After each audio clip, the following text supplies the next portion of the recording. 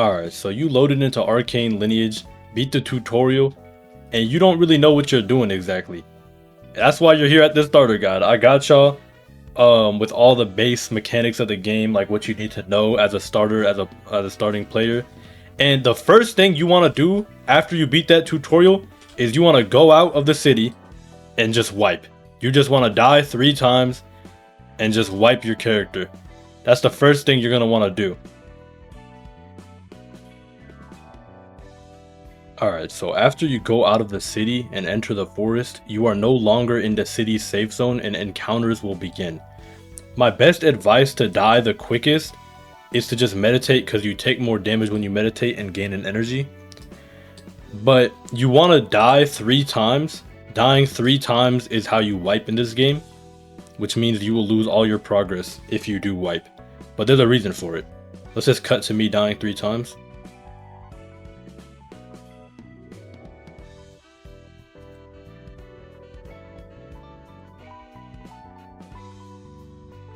So after you wipe, you will enter this soul area where you can do some things. That's why I wanted you guys to wipe off RIP. There are 2 NPCs here, 2 main NPCs that you have to worry about. This NPC right here will switch your difficulty. There are 3 different difficulties: normal mode, hard mode, and legendary mode. The game by default puts you on normal mode. You do not want to play normal mode. You want to play at the very least hard mode, because it gives you more XP and gold and you keep having 3 lives. There's almost no downside to it. And legendary mode will put you at 1 life and give you even more XP and gold, but I wouldn't recommend legendary mode. Being only at 1 life is just not it.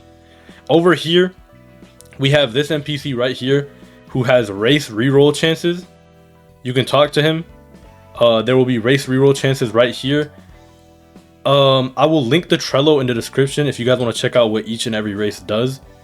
But basically all of the races are good. I would save your Robux, because I'm not gonna lie, the common races are really strong in this game, so I would just save your Robux. No need to re-roll. And that's why I wanted you guys to wipe. Now let's actually start the guide. So once you're done choosing your difficulty and getting your race, you're gonna want to instantly talk to this NPC right here. He can teach you a little bit about the game, but the main thing you want to know is can you help me? And then he'll give you a quest to kill 3 slimes. This gives you the day skill. It's a pretty useful skill. Right here we have the mission board. If you want to do like slime investigation, you want to do you can only do 1 at a time. And then you come back to this dude after you finish your quests. Most of the quests correspond to their area, so these quests will correspond to the forest. I have a video with every NPC in Caldera for a more in-depth guide as to what you do in Caldera with the NPCs and exactly where they're at. But in general, those 2 are the NPCs you want to know about the most, as well as this soul point tracker guy. He will tell you about your soul points, which I will get into a little bit later.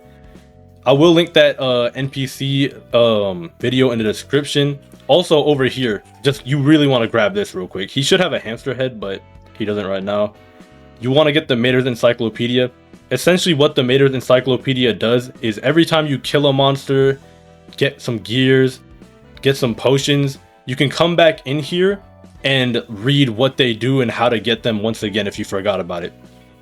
The next thing you really want to do after you spawned in is you want to know where the Tinkerer is.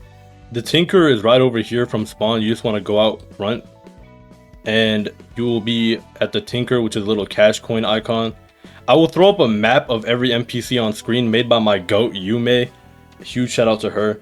And the Tinker is a very useful NPC to know about because you can sell stuff and get gold from him. And you know, after this, you want to really just go out and just fight, get some quests done. You don't really want to do too much more. And once you're done doing your quests, you know, getting some XP, you want to come back over to spawn, and there are mats that you meditate on. Press M on the mat to meditate, and it will take you to this realm where you can level yourself up as well as use your soul points that I was talking about earlier.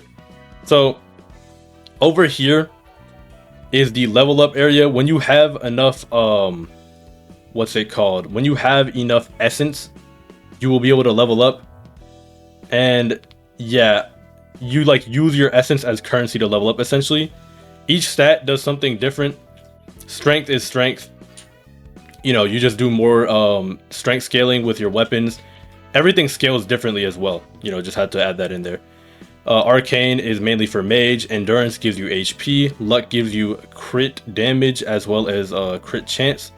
And speed makes you move faster in game, and it also scales off some certain classes, I'm pretty sure. Right back here on the opposite side is the soul point area. You just want to talk to him.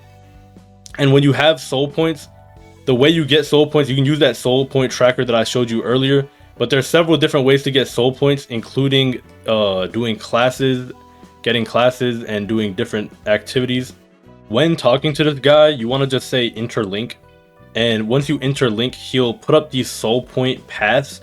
Just go for whatever you want. You can basically just read, and it's pretty self-explanatory. Usually I'd recommend just going health. You want to go like health. And max health will basically double your max starting HP. So it's really powerful to have max health. It goes up this tree. But for soul points, I wouldn't worry about it too much. Over time, you will accumulate a lot of soul points, and you will be able to max out everything anyway, but they are very powerful. Press M to get out again, to get out of the soul point area. And once you get to level 5, you know, just keep killing mobs, get to level 5, you're going to want to get your base class. And to get your base class, you're going to want to come over here to the side. There is a weaponry area, a weapon shop. You come up here, and whatever class you want to go, whatever base class you want to go, buy the corresponding weapon. We have dagger, old staff, which is mage, spear, which is obviously spear, caestus, which is fist, and broadsword, which is sword. You might want to just check out the Trello for your corresponding super classes if you're like, you don't know what to go. All of these are 50 gold each. So as soon as you get 50 gold from your quest, from selling stuff to the merchant, you're going to want to get that, and you're going to want to go get your base class. And depending on what weapon you got, you're going to want to go to the base class trainer. You can just refer to the map I threw up earlier, but let's say I want to go get a sword or something like that. You're going to want to go to the corresponding base class trainer. I'm quite sure it's about something like $300 to get your max base class. It's like 300 gold or like 200 gold. The sword base class trainer, for example, is right near the merchant. It's right here. If you ask him to teach you how to use a sword, it's 50 gold per skill. I'm quite sure there's like 4 skills, so it should be 200 gold. And after that, it's really just whatever you want to do. You want to go toward the desert. That's like the main next area that people go toward. The desert should be out here this way. Yeah. The desert is out this way. If you want to go to the desert, go progress there. There's a city over there as well. If you guys want a more in-depth guide, I will give you one, but this is a beginner's guide, so I'm not going to go that deep into it. But essentially, you want to go toward the desert, continue progressing, and you can like refer to the Trello to see what super you want. And yeah, I'll see y'all later. Have a good one.